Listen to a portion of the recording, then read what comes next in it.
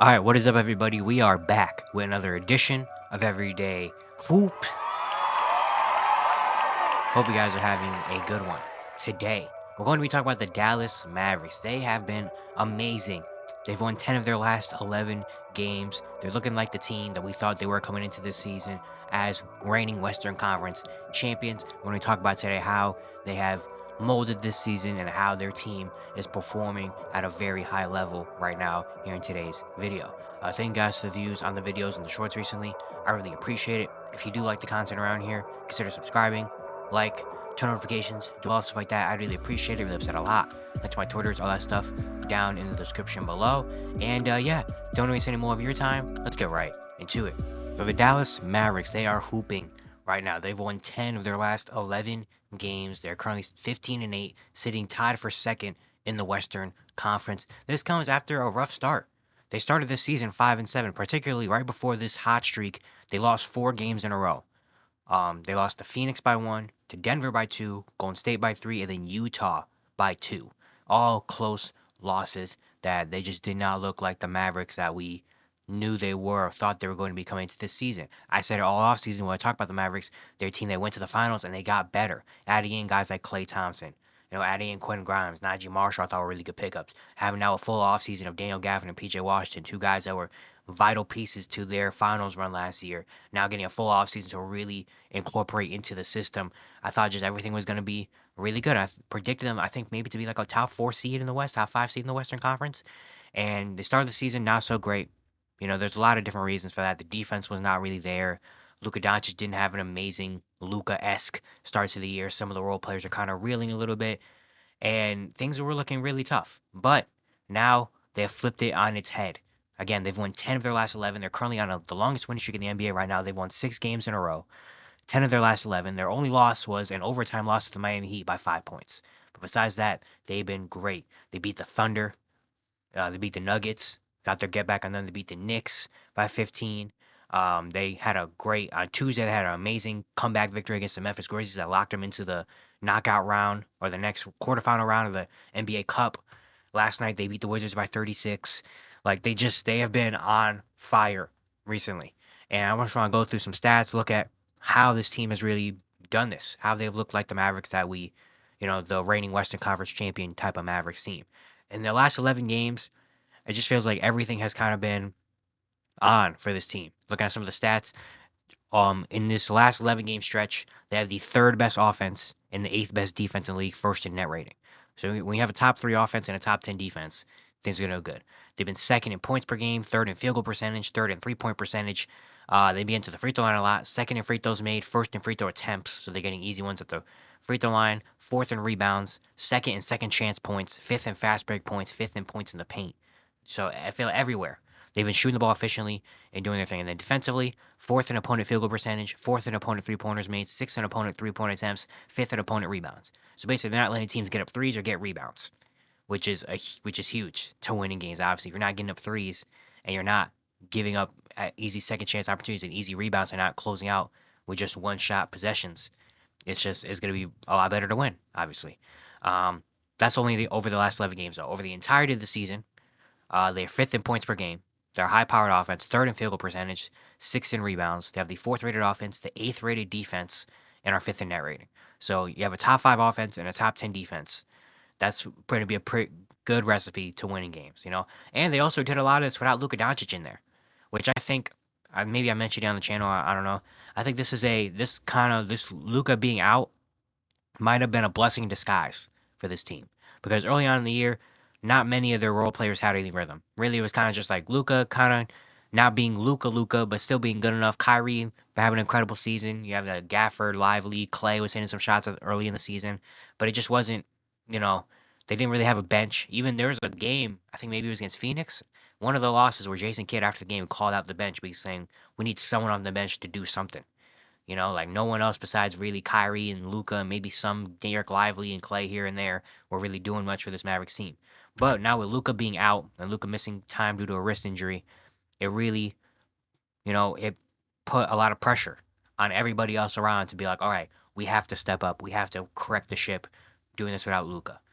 And I'm saying this might be a blessing in disguise because that's how this streak started. This streak started after the game where Luka missed the defensive assignment on John Collins and the Jazz got the win. John Collins got the dunk. I think maybe it was the game after, like 2 games after that, is when Luka suffered his injury and missed a couple of games. And that's where this streak started, And you got to give I think most of the credit for this streak goes to the role players, to everybody else around Luka and Kyrie, for really starting the streak. Everybody it felt like this lit a fire in everybody else to be like, okay, Luka's not here. Now we can go out. Now we can find a rhythm so that when Luka Doncic comes back, we already are in a rhythm. And so when Luka comes back, we just go. And that's how they have the last 2 or 3 games that Luka's been back. They've been killing it. You know, Luka in his last 3 games, Luka since coming back is giving you 31, 9 and 9, 3 steals on 52%, 41% from three. So Luka, look, he's getting back into that Luka form. Against Portland, the first game back, he was amazing. And that one, in the Memphis Grizzlies game, he just had a perfect first half. Against Washington last night, triple double, just doing his thing. But Luka in his 3 games back has been good. Kyrie Irving, gotta give so many flowers to Kyrie Irving because this entire season has been phenomenal. He has having an all NBA type of season. Give you 24, 5 and 5 with a steal on almost 49, 45, 87 shooting. 40, 49, dang near 50, 40, 90 shooting. He has just been so efficient all year. He's been honestly maybe the most consistent Maverick this season. Doing everything, shooting the ball efficiently, playing some solid defense, getting buckets when they needed to, facilitating, bringing energy just everywhere. Kyrie Irving has been phenomenal this season. He should be an all-star. His name should be in the all-NBA type of, conversation and ballot because he has been a phenomenal watch. It's amazing to see Kyrie kind of involved into this with Dallas. We talked about it last year in the playoffs when he has some big moments. But just his development to turn back into kind of a number two behind Luka, but still finding his way, still being a guy that's, obviously going to be respected and kind of feared, I guess, on defense because it's Kyrie Irving. He's one of the most skilled, maybe most skilled player we ever seen in basketball. But the way he's been able to efficiently get his stuff off while still being a number two next to Luka, while still also giving some defense, while still giving some, like he's the guy, he will dive on the floor and get a loose ball, or or you have to give him a tough defensive assignment, he will do it and gladly take that challenge. Like Kyrie's just turned into a amazing winning player. We love to see that. So yeah, Kyrie has been incredible this season. He deserves all the flowers in the world. But now it's the others. The others have been really good. I want to talk more about the others and the role players on this team. PJ Washington, I want to start there because PJ Washington, last year when he got here in the trade, he was really nice. He had some really good moments last year in the playoff series, whether it was the OKC series, I think, where he hit all those corner threes, whether it was in the Clippers series where he played some great defense. Like, he's been big. Just having a big forward that can stretch the floor, defend, will also score a little bit. Like, that's so valuable, especially to a team like this where they have Luka and Kyrie. Their guards are going to mainly make everything happen. Having a forward and a bigger body like that is really nice. And PJ Washington, throughout this last 11-game stretch, has shown why he's so important to this team. He's so important because, again, he's going to stretch the floor. He can put pressure on the rim as well. He's not afraid to back someone down or get to the basket, get a bucket when they need to, and then defensively he's going to be really good. Over this last 11-game stretch, PJ Washington's averaging 14 and 9, 3 assists, a steal, and a block on 48, 52, 83 shooting splits. He has been big.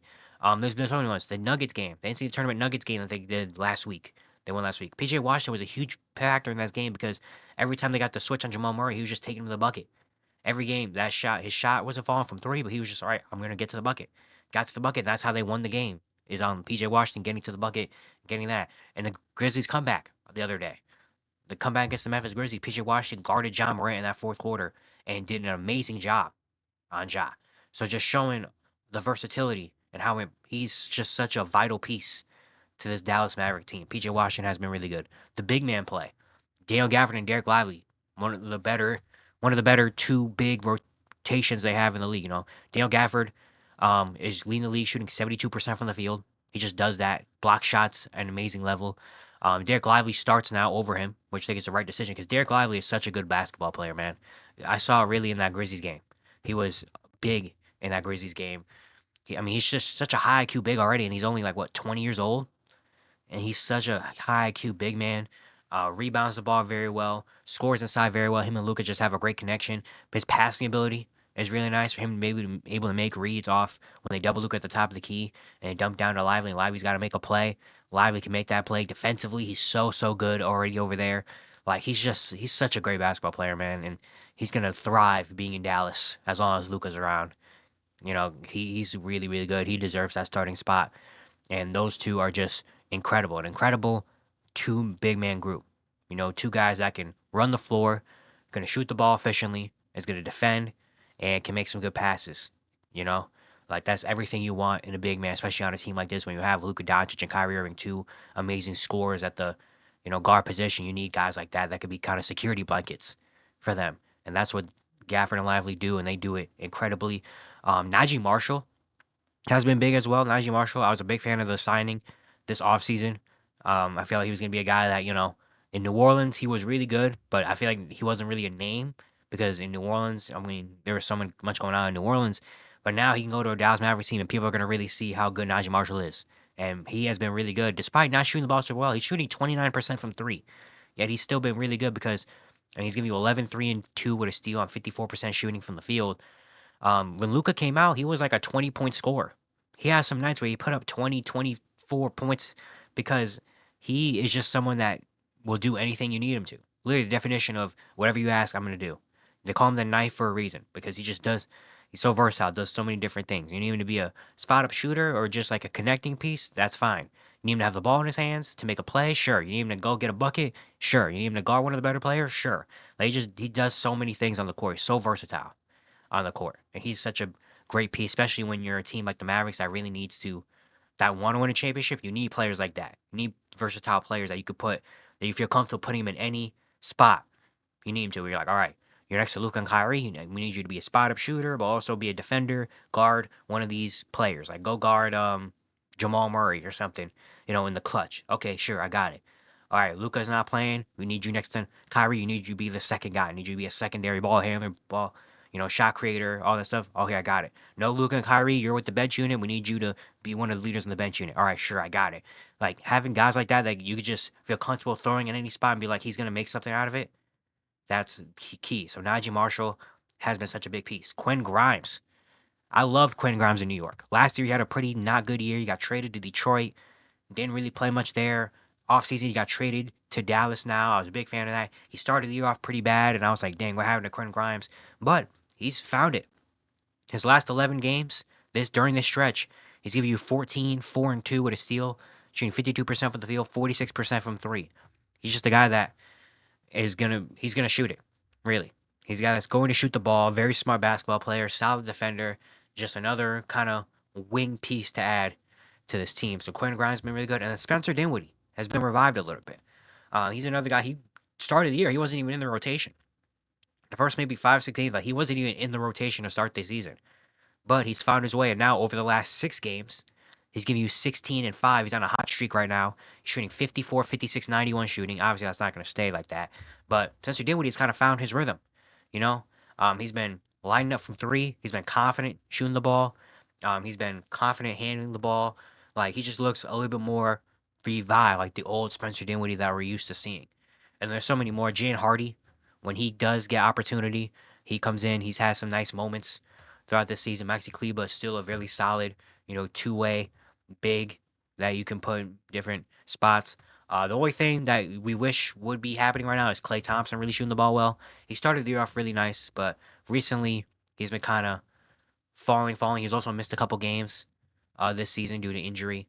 But yeah, it just feels like as the season's gone on, it's kind of been just slowly going down and down and down and down. He's shooting 38% from the field, 36% from three this season. So yeah, only averaging 12 points per game, which is tough, but then again, it's Klay Thompson. So you have to think at some point, like he's gonna have these, especially at this point in his career, he's gonna have these streaks. Right now, he's just on a cold slump, but there is no doubt in my mind that he's gonna have a game at some point, maybe the next week or two, where he has a 7, 8 3-pointer game, and then all of a sudden, everything goes back to it. Like it's Klay Thompson. You have to trust him because it's Klay Thompson. He's done this before. He's been doing this for what, 12, 13 years. Like he's won 4 championships. He's gonna be a Hall of Famer. Like you have to trust that Klay Thompson at some point is gonna come along and he's going to start hitting some shots for this team. You know, but it's really nice to see that they're doing all this without him shooting the ball well. They started the streak without Luka Doncic on the court. It's been so good, and now we're looking at them at third in the West, tied for second in the West, and it's like, man, this team, when this team is playing like this, they're a contender. Like, I mean, we saw last season. When you have Luka Doncic on the court, you're gonna have a chance to win every single playoff series that you're in because it's Luka Doncic. Then you have Kyrie Irving, who's a guy that means one of the probably maybe one of the better number twos in the NBA right now. Could be a number one, really, any given night. It's Kyrie Irving. We already know what he can do. But then the role players obviously make every contender. You know, every championship team has have a couple role players that you could just fit in and make something happen. But you have PJ Washington, a big four that can defend, can shoot threes, it could be a scorer some nights. Daniel Gafford and Derek Lively make this team so much better. Big men that know their role and they're gonna do big man things at a high level. Najee Marshall will come off the bench.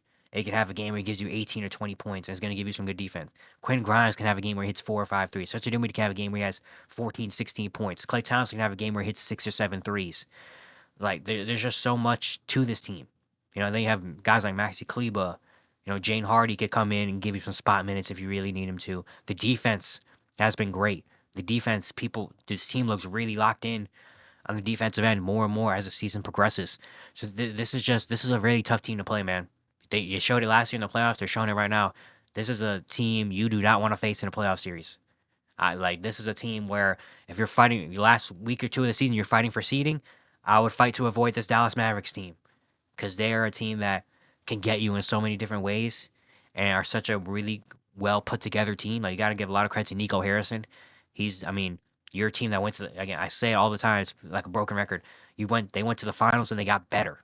They went to the finals and went out in the offseason and said, all right, how do you get better? Bring in Klay Thompson, bring in Quinn Grimes, bring in Najee Marshall, like, that's perfect GMing. That's perfect GMing. You couldn't ask for much more from him. All you can ask now is, all right, now you go out there, now team go out there and do the thing. And right now they're doing the thing. So yeah, again, it's still in December. They're still really early in the season, but right now this Mavericks team is peaking a little bit, and they're showing why they're the reigning Western Conference champions. They are going to be a very hard team to face.